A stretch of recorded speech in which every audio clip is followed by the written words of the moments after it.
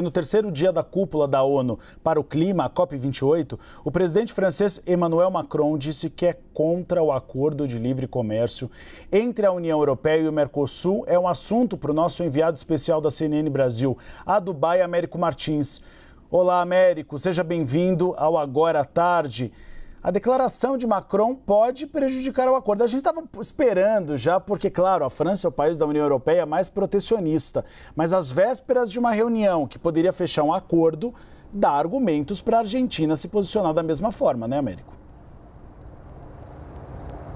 Sem dúvida, Uribe. Muito boa tarde a você, boa tarde a todos que nos acompanham aqui nesse sábado. Uribe, essa discussão tem a ver justamente com o meio ambiente, que é o tema aqui da COP28. Numa entrevista coletiva, uma colega brasileira, inclusive repórter, perguntou ao Emmanuel Macron, presidente da França, o que ele achava da questão do Mercosul e da União Europeia, porque o presidente francês tinha se encontrado pouco tempo antes aqui em Dubai, nos Emirados Árabes Unidos, com o presidente Lula. Os dois tinham discutido muitos aspectos de meio ambiente, mas especificamente também o acordo Mercosul-União Europeia de livre comércio. O presidente Lula vem fazendo aí uma blitz. Ele falou aqui, só aqui em Dubai, ele falou com a Ursula von der Leyen, que é a presidente da Comissão Europeia, falou com o primeiro-ministro Pedro Sánchez da Espanha, que é a presidente rotativa neste momento da União Europeia, falou com o Macron e está embarcando amanhã cedo rumo à Alemanha, onde ele vai se encontrar com o Olaf Scholz, o primeiro-ministro, e um assunto comum a todas essas conversas foi esse acordo. O Brasil tentando fechar esse acordo até o fim da sua presidência temporária no Mercosul, que vai acontecer na semana que vem, no dia 7 de dezembro. Segundo as informações que a gente colhia junto ao governo brasileiro e outros diplomatas, as negociações vinham andando bem entre os dois lados, porque a União Europeia tinha pedido mais salvaguardas com relação ao meio ambiente e também existia uma resistência do Brasil a essas salvaguardas, então precisava ter uma negociação para se chegar no meio termo, e tinha uma outra negociação que o Brasil também era contra, que é as compras governamentais, que ficariam abertas também para companhias europeias participarem de qualquer licitação das compras governamentais no Brasil. O governo brasileiro neste momento é contra esse aspecto também, mas foi a questão ambiental que pegou com Macron. Ele foi perguntado sobre isso, ele foi muito claro, Uribe. Ele disse: eu sou contra este acordo Mercosul-União Europeia. Ele elogiou muito o presidente brasileiro, com quem ele tinha se encontrado antes, elogiou inclusive a política ambiental brasileira, mas ele disse que era justamente por conta dessa política avançada do Brasil que ele era contra o acordo. E por quê? Parece contraditório isso, mas por quê? Porque ele alega que esse acordo vem sendo negociado, e de fato vem sendo negociado há 2 décadas, há mais de 20 anos. E, portanto, nas palavras do presidente, é um acordo ultrapassado e que meramente é um acordo de cortar tarifas, uma forma antiga de se fazer acordos comerciais. Aí ele disse, tentaram fazer um remendo na questão ambiental, porque a União Europeia queria mais salvaguardas do Brasil com relação a isso, e fizeram um remendo mal feito, disse o presidente francês. Então, moral da história, ele é contra, diz que esse acordo é ultrapassado, citou outros acordos que a União Europeia fechou, por exemplo, com o Canadá e com Nova Zelândia, que ele acha que são muito mais modernos. Por quê? Porque tem a questão da biodiversidade e a proteção do meio ambiente contra as mudanças climáticas no centro dos acordos, o que não é o caso, na opinião dele, neste acordo do Mercosul, que, segundo ele, é antiquado, vem sendo negociado há 20 anos e esse remendo não funcionou. Temos um problema grave aqui, Uribe. Para esse acordo ser ratificado, ele precisa ser aprovado por todos os 27 parlamentos da União Europeia, pelos 4 parlamentos dos países do Mercosul e com a oposição da França, que já encontrava uma oposição muito forte na Assembleia Nacional, até por questões de protecionismo também, mas agora com uma oposição declarada do presidente francês, tudo fica mais difícil, porque a França é muito importante dentro da União Europeia. O presidente Lula foi perguntado logo depois dessa declaração do presidente Emmanuel Macron e ele reagiu. Vamos ouvir o que o presidente brasileiro disse. Mas é um direito dele. Cada país tem um direito de ter uma posição. Eu acho que é um direito dele ser contra o acordo. O Macron sempre foi. A França sempre foi o país mais duro para fazer acordo, porque a França é mais protecionista. Sabe? Não é a mesma posição na União Europeia, que pensa outra coisa. É um direito dele ter a opinião, mas que tem um peso enorme na possibilidade desse acordo. Por isso, a Priscila Asbeck vem diretamente de Paris falar conosco. Priscila, boa noite em Paris, boa tarde no Brasil. Falando um pouco do cenário desse acordo, a gente já esperava que a França tivesse esse posicionamento, mas o que eu achei interessante, Priscila, foi a desculpa politicamente correta encontrada por Macron, dizendo não, é um acordo vetusto, é um acordo antigo, há cláusulas ambientais, o mundo mudou, a gente precisa atualizar esse acordo. Teremos então mais 20 anos discutindo essa possibilidade. Boa noite, Priscila. Oi, Uribe, boa noite a você, a América, a todos que nos acompanham. Uribe, espera só um minutinho que eu tô me escutando aqui. Pronto. Agora sim. Uribe, é o seguinte, primeiro eu estou em Berlim porque eu vou acompanhar a agenda do presidente Lula aqui, por isso que tem essa neve aqui atrás de mim, tá um pouquinho mais frio do que em Paris, mas você falou exatamente o que está acontecendo, né? Então o presidente francês, ele usa essa desculpa das questões ambientais para fazer o acordo não ser finalizado, porque há, inclusive, problemas internos para os franceses para que esse acordo avance. Você sabe muito bem como funciona a política nacional. Então, a gente está falando de um acordo entre 27 países europeus e 5 países que agora fazem parte do Mercosul, com a entrada também da Bolívia. Então, isso dificulta ainda mais a aprovação desse acordo, a finalização desse acordo, que já foi, inclusive, aprovado, foi assinado, os pilares comerciais e políticos, isso em 2019 e também em 2020, esse acordo que começou a ser negociado lá em 99. Porque os franceses têm uma resistência muito grande. Eu tenho conversado com fontes dentro do governo francês, com fontes também dentro do governo brasileiro, e o que acontece é que existe um lobby muito forte do setor agrícola dentro da França. O setor agrícola, ele tem uma participação pequena no PIB francês, a população rural na França é de apenas 2,5% dos franceses, mas existe uma tradição na França, digamos assim, de proteger os produtores rurais, de proteger aqueles produtos que são franceses, o queijo, o vinho. Então, tem toda uma explicação e uma raiz histórica para essa resistência francesa. E é esse lobby que acaba impedindo o governo francês de apoiar com mais força o acordo entre Mercosul e União Europeia, que faz, no fim das contas, o presidente francês usar essa desculpa da questão ambiental para fazer esse acordo não passar. O momento político na França é um momento ainda de econômico difícil, o PIB francês perdeu força nos últimos trimestres, também há uma inflação galopante. Além disso, o presidente francês perdeu popularidade por causa da reforma da Previdência. Então, é um vespeiro que ele não quer mexer nesse momento. Então, o que se sabe é que para a indústria esse acordo seria positivo, mas a indústria não tem tanta voz e não faz tanto barulho na França quanto fazem os produtores rurais. E é por isso que o presidente francês, Emmanuel Macron, ele vocalizou e falou com todas as letras que ele não é favorável a esse acordo, mas, mais uma vez, ele usa um subterfúgio, uma desculpa diplomática para isso. Aconteceu algo parecido, Uribe, com o convite para o presidente francês ir ao Brasil no ano passado para a cúpula da Amazônia, para a cúpula em Belém, que aconteceu em agosto. No ano passado, não, nesse ano ainda estamos em 2023. O que o presidente francês disse é que ele gostaria de participar da cúpula, participando da organização do Tratado de Cooperação Amazônica. Foi a saída diplomática que ele encontrou para isso, mas eu sei de conversas de bastidores que, na verdade, o presidente francês simplesmente não foi à cúpula de Belém porque eram as férias dos franceses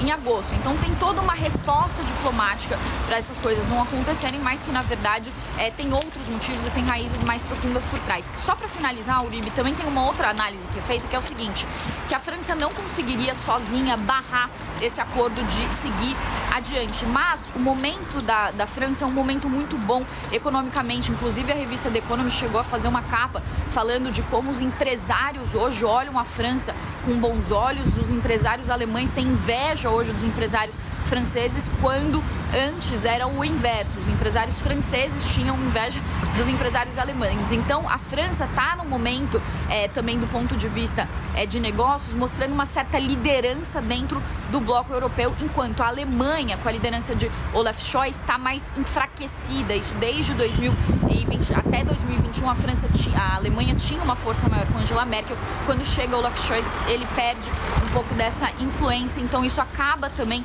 enfraquecendo a Alemanha dentro do bloco europeu, que é um país mais favorável ao avanço desse acordo, em detrimento da França, que tem essa resistência e que agora, então, tem essa força política maior, inclusive diplomática, dentro do bloco europeu. Volto com você. Priscila, eu estou sentindo o frio de Berlim daqui do estúdio da CNN em Brasília. Aqui dá um calorão, mas que neve atrás de você, parece que a temperatura está bem baixa. Eu gostaria agora de chamar a Renata Agostini, que já está na tela. A gente está em um paredão da informação aqui no nosso sábado na CNN Brasil, porque a Renata conhece todos os detalhes do acordo, tem acompanhado muito as mudanças que foram feitas, inclusive sobre as compras governamentais. Renata, o Américo traz esse posicionamento, o Américo e a Priscila, sobre a França. A gente sabe da resistência da Argentina. Tem 2 nomes de peso que resistem ao acordo. Já estava difícil, agora fica mais difícil ainda. Há alguma luz no fim do túnel, mesmo com essas 2 resistências? Você considera, Renata, que há uma possibilidade desse acordo ser fechado agora na reunião da cúpula do Mercosul no Rio de Janeiro? Uribe, essa era a intenção declarada por parte do Brasil já há algum tempo. O presidente Lula já tinha dito que ele gostaria de aproveitar a presidência do Brasil no bloco, no Mercosul, e a presidência da Espanha lá no bloco europeu, para criar esse ambiente e poder finalizar esse acordo. E aí não é só pela simbologia do Brasil estar na presidência, é justamente para poder usar as armas desses países pró-acordo e países que mantêm boas relações, para fazer andar esse tratado que vocês muito bem lembraram, tem muito tempo que é negociado. Ocorre que não é novidade as oposições feitas pela França já há muito tempo. A França foi uma voz contrária ao acordo até o final, quando houve a última evolução do acordo. Porque, gente, quando Macron fala, olha, isso está sendo negociado há 20 anos, é verdade, mas é uma meia-verdade. Porque o acordo que foi finalizado em 2019, ele não está longe de ser o acordo que começou a ser debatido tantas décadas atrás. Tanto que mais de uma vez foi feita o que se chama troca de ofertas, né? Cada bloco senta e fala, olha, isso aqui que eu estou disposto a dar. E vocês? E se recuou depois que essa troca de ofertas não agradou nenhum dos lados, diferentemente do que aconteceu em 2019. Portanto, a posição francesa, ela não é nenhuma novidade. O que, diante dessa nova fala de Macron, o desafio que se coloca? Primeiro, a última rodada de negociação já envolvia compromissos adicionais pedidos pelos europeus na área ambiental. E eles justamente usavam como exemplo acordos assinados pela União Europeia com outros países mais recentemente e que já envolviam obrigações nesse sentido. Então, os europeus colocam isso na mesa, o bloco, né, do Mercosul não rechaça completamente, mas o Brasil tem o desejo de acrescentar o que o Uribe muito bem lembrou agora, a história das compras governamentais. E aqui é importante que esse era um pleito visto como fundamental por Lula, pelo governo brasileiro, pelo governo atual, uma vez que se entendia ali que algumas proteções eram necessárias, especialmente nas compras públicas na área médica, na área de saúde, mas quando o bloco, o Mercosul, envia sua resposta à União Europeia, o texto proposto pelo Brasil como resposta já havia sido muito desidratado, portanto, tirando bastante ali aquela mão pesada em se insistir nessa parte de compras governamentais e nas outras exigências que o Brasil queria fazer a partir do que se propôs a União Europeia na área ambiental. Então, você já tinha algo ali bem mais fácil de se navegar. Há, sim, uma posição reiterada por parte da União Europeia para que esse acordo seja finalizado. Eu não estou querendo fugir da sua pergunta, Uribe, mas são alguns contextos importantes da gente entender que ponto estamos. E por que eu estou fazendo uma diferença entre a União Europeia e os Estados europeus? O Américo muito bem recordou que há uma série de etapas, uma etapa muito custosa de ratificação do acordo pelos Estados membros dos 2 blocos. Isso é necessário. Por que isso é necessário? Porque o acordo que foi, finalizado ali em 2019, ele prevê algumas obrigações que foram firmadas no âmbito da União Europeia e outras que têm de ser cumpridas pelos Estados individualmente.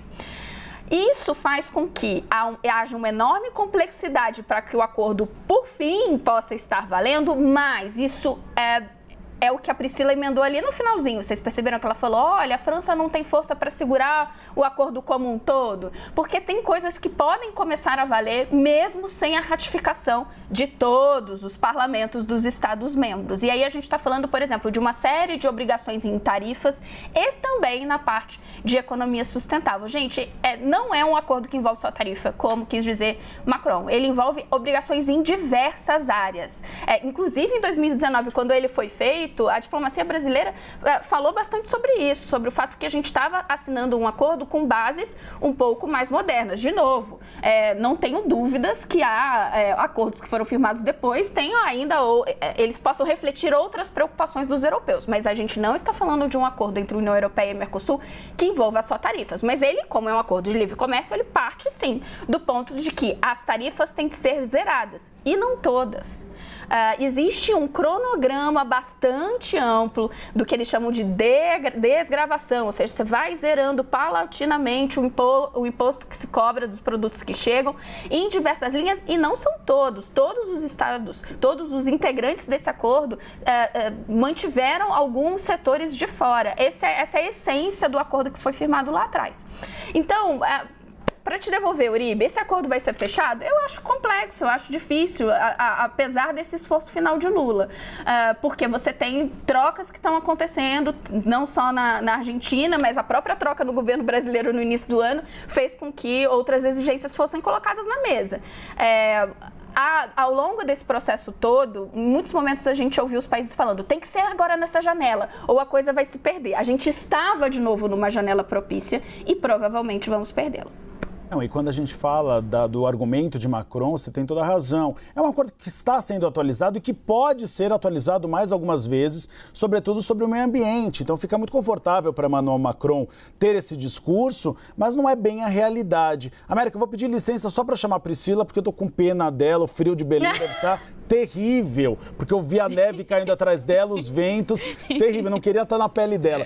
Priscila, primeiramente, de que maneira esse discurso de Macron acaba correspondendo a uma demanda interna, ou seja, dele pensando na política interna da França, e você tem informações sobre a Argentina e gostaria de contemplá-las? Pode trazer para a gente.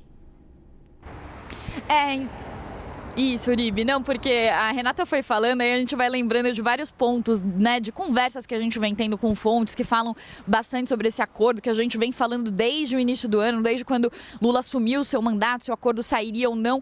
Tem uma visão de que o presidente Lula, ele tem uma versão histórica a esse acordo entre Mercosul e União Europeia, porque ele se iniciou durante o governo FHC, depois ele avançou muito durante o governo Bolsonaro, até por um mérito do ministro da Economia, Paulo Guedes. Ele tentou encampar muito esse acordo, que inclusive foi assinado, foi finalizado durante o governo Bolsonaro, então eles tinham um pouco o pé atrás. Mas eu até perguntei para algumas fontes o que mudou na visão do governo brasileiro. E o que mudou é que eles falaram que poderia ser uma boa fotop, que seria uma expressão que o governo, que o Itamaraty, o Itamaracês usa para dizer que seria uma boa oportunidade, uma boa foto para o Brasil, dizer que o governo Lula conseguiu fazer finalmente esse acordo passar. Mas já havia essa expectativa muito forte de que esse acordo não passaria. Daí vem a eleição na Argentina com Javier Milei dizendo que o Mercosul é um fracasso. Ele disse isso em uma entrevista à revista britânica The Economist. Ele já moderou um pouco o discurso, inclusive deu uma entrevista, o embaixador da Argentina, do Brasil na Argentina, deu uma entrevista à CNN, ao Daniel Hittner, falando que ele já tinha moderado o discurso, que talvez Milei não tire o Brasil do Mercosul. Inclusive, ele falou, por exemplo, os seus ministros já falaram sobre uma saída, por exemplo, da Argentina do BRICS, quando ela foi convidada, mas não falaram sobre uma saída do Mercosul. Então, nessa parte, talvez haja uma moderação. Mas o que eu escutei também de uma fonte do governo é qual seria a legitimidade de finalizar esse acordo com o Mercosul, com o Alberto Fernandes, sendo que no dia seguinte, porque o Javier Milei assume no dia 7 de dezembro, no dia seguinte, o Javier Milei vai assumir a presidência. Então, qual seria a legitimidade de fechar isso nesse momento? Além disso, sobre o que a Renata falou também, de fazer passar partes do acordo e não o acordo como um todo. Eu também escutei isso de fontes, isso mais do governo francês, também de pessoas que têm mais relações com o governo francês, falando o seguinte, que poderia haver um fast track, ou seja, a Comissão Europeia, por parte da Ursula von der Leyen, que tem esse interesse em fazer esse acordo passar, tanto a Alemanha, a Espanha, os países que têm o maior interesse em fazer esse acordo passar, poderiam fazer uma pressão para que partes do acordo passassem, e sendo que o acordo não passaria de uma forma completa, mas para dar uma força, um peso maior e não ficar essa imagem, essa impressão de que esse é um acordo que há 20 anos está travado, que pode ficar mais 20 anos travado. Para finalizar, aqui na Alemanha, isso já se falava há meses, seria um divisor de águas, né? Entre saber se esse acordo passaria de fato ou não. E o que se vê por essa fala de Emmanuel Macron é que o que está pendendo mais nesse momento, você fez essa pergunta para Renata se passa ou não, o que está aparecendo mais nesse momento é que de fato não passa nesse momento, não passa nesse ano, como é a vontade do presidente Lula, porque tem essas complexidades muito grandes, inclusive se não houvesse complexidades e resistência, inclusive do governo francês, a complexidade de fazer um acordo dessa dimensão passar por causa da necessidade de aprovação de diversos parlamentos, especialistas já dizem que demoraria anos só nessa complexidade de passar todo esse acordo para que ele entrasse na prática, em vigor. Então, com essa resistência manifesta da França, isso se complica ainda mais. Volto com vocês. É um acordo com uma complexidade muito grande, que não é como projeto de lei ou PEC aqui no Congresso Nacional, que você fatia, sanciona uma parte, promulga a outra e esquece o resto. Américo Martins, falando um pouco de onde está Priscila Yazbek, que é a Alemanha. Depois da COP, o presidente Lula deve então voar para o encontro com Olaf Scholz.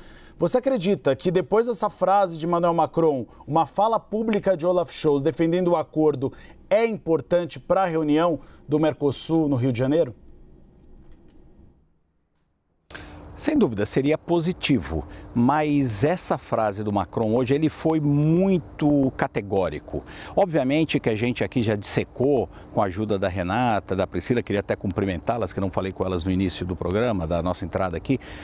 Obviamente que a gente dissecou isso e mostrou que uma boa parte do que o Macron estava fazendo era uma desculpa. A França de fato é protecionista, de fato o agronegócio francês teme a agilidade, o vigor do agronegócio brasileiro, isso não é segredo para ninguém, os próprios franceses de uma certa forma admitem isso. Ele achou ali um caminho para cair fora, né, para evitar ali essa polêmica, falando obviamente para o seu público interno, mas Uribe, ele falou de uma forma muito enfática, ele foi muito determinado, pior, pouco tempo depois de ter se encontrado com o presidente Lula. Temos fotos dos dois hoje sorrindo, abraçados. Eles de fato têm uma excelente relação pessoal, os dois. De fato, o presidente Macron, logo no início da sua resposta, fez questão de elogiar o presidente Lula, disse que o presidente Lula é visionário, que ele é uma pessoa muito corajosa, elogiou as políticas ambientais e estratégicas do governo do presidente Lula antes de vir com essa frase matadora e muito clara: eu sou totalmente contra esse acordo de livre comércio entre Mercosul e União Europeia. Foi essa a frase.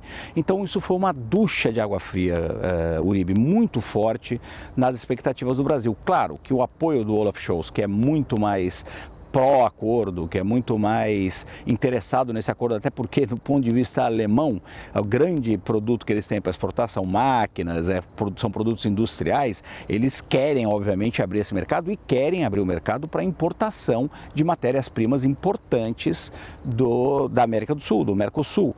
Não só agricultura, mas outros, como, por exemplo, minerais, que são importantes aí para a transição energética. É isso que a União Europeia está de olho, acima de tudo, mas teme essa questão do setor agrícola. Então, claro, uma declaração de uma pessoa do peso do Olaf Scholz é muito importante, mas a realidade também, Uribe, é que a União Europeia, neste momento, tem dois grandes players, dois grandes países, que são justamente a Alemanha e a França. Você tendo um desses países tão severamente contra o acordo, sem dúvida nenhuma, é uma ducha de água fria aí nas pretensões do Itamaraty, do governo brasileiro e do Mercosul.